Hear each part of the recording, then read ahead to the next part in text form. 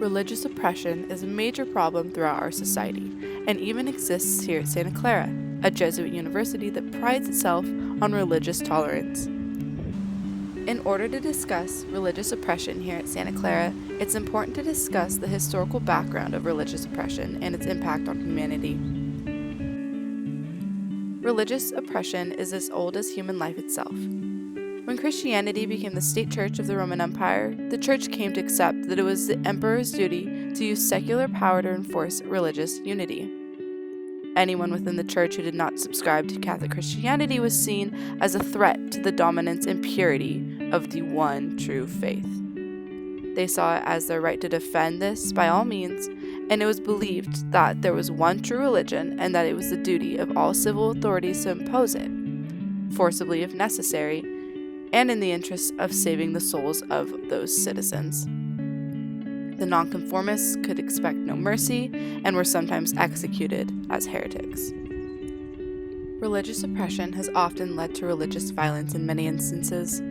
On September 11, 2001, our nation was shaken to its core when a terrorist attack killed about 3,000 individuals in New York City.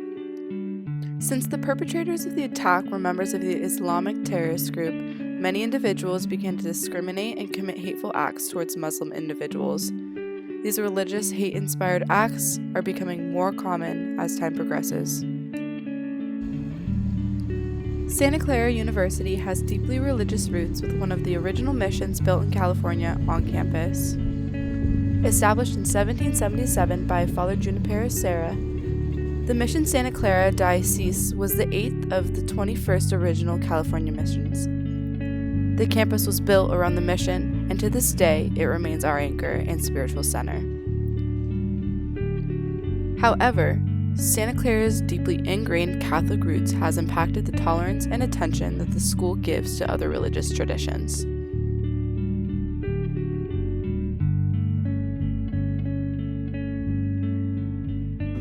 My dad is Jewish, my mom's Catholic, and I was raised Catholic, but kind of went away from it. I am atheist. Generally, I'd say I'm pretty much nothing. Okay. I identify with Judaism, yeah. I wouldn't say that I'm like really Jewish by faith, but I would consider myself to be like Jewish by history. Lightly Christianity, I guess. I am Roman Catholic. Could you tell me what days are Christmas and Easter, if you can recall? 31st of Christmas, or 31st of December is Christmas. Easter it's in April. It's for Christmas is on the 25th of December, and Easter changes every month. Christmas is December 24th and 25th. I don't even know.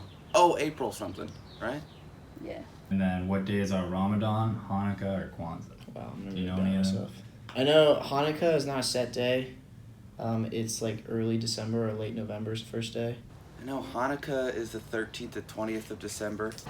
I know Hanukkah is in December near Christmas. I don't know when Ramadan is. I would have no clue for the other two. Okay. At first I thought it'd be like way more religious, but at this point it really doesn't mean too much to me. I just view it as a normal campus experience. Like I didn't have to go to church. There are some schools that you like have to go to church and things like that. I would not be down with that. But here you could take Buddhism and native religions and things like that to not have to be Christian. They say that it's like there's freedom of thought and a freedom of your beliefs and things like that, but you won't get as good of grades if you actually think. So it's, taking the ethics classes and the religion classes, and not just Catholic classes, but just anything to kind of open up your world perspective. Honestly, not much. Like, it doesn't really, I would say, affect me. I kind of just go for the school part of it, and the religion part doesn't really affect me in any way, shape, or form. The only way going to school on a Jesuit campus really affects my education is through the religion courses that we're required to take. And I feel like some of the courses sort of require background knowledge on certain religious things, especially like just on Catholicism, which I lack because I went to public school and I'm not from a religious family, so I think that kind of makes it difficult. I don't think I know anyone that's taken like a Jewish history class or Islamic history class. Do you believe that there's proper separation of church and state in our government? I do. Not really, because there's still like the under God part. Not at all. Like, I'm pretty sure when the president gets sworn in office, they do it on the Bible. Like, there's no separation. I think there are certain situations where that is true, but for the most part, I feel like we are able to separate those two, that you can live life and you feel like the government is not pushing a certain religion or idea on you. Mm-hmm. I think in the government, absolutely not. So right now it's not really as separate as it should be, in my opinion. Mm-hmm. No, I don't fear it, but I think other students could. Yeah, I mean, sometimes in those religion classes, it'll come up that I don't really believe in a religion, and it seems like there's like a little bit of like he doesn't believe in anything, especially in those classes, and sometimes by the professors as well. I've been in classes where it hasn't been very open-minded to the idea of not being religious.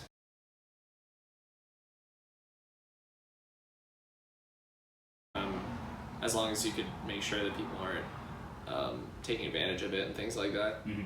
I think if there's, it's run well, and, obviously if a person identifies into a religion group, mm-hmm. there are holidays that are documented. Mm-hmm. So it's like, I can't just go, oh, well, I want to miss XYZ date because of nothing. Mm-hmm. It has to be like, oh, no, there's a religion, here's what it is, and here's the importance of it. Things like that. I like that, but what about like the atheist kids? Like, do I just get 3 days off when I want?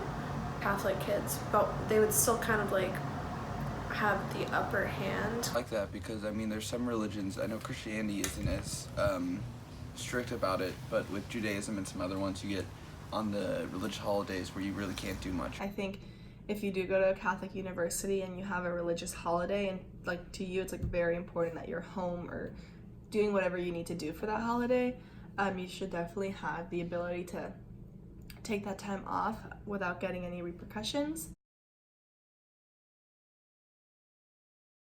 I like that because I think we fear we don't know, so I think a lot of the things just we don't know the other religions and their practices, so we fear it in a certain way.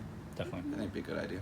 Because I think you could still teach religion and still get the same effect, mm-hmm. but also have that kind of different perspective on it. I actually like a lot the idea that you bring in this tolerance, kind of educating the students, whether it's on how to be tolerant or how to teach other people to be tolerant. I think that can go a long way in our education.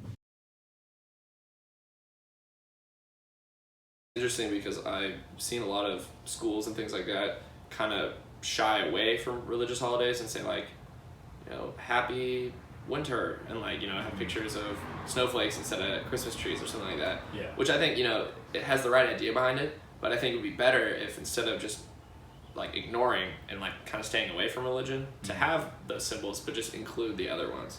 Because I think, like people in different religions that celebrate the holiday at the same time, I think would appreciate at least us knowing that they exist, or things like that.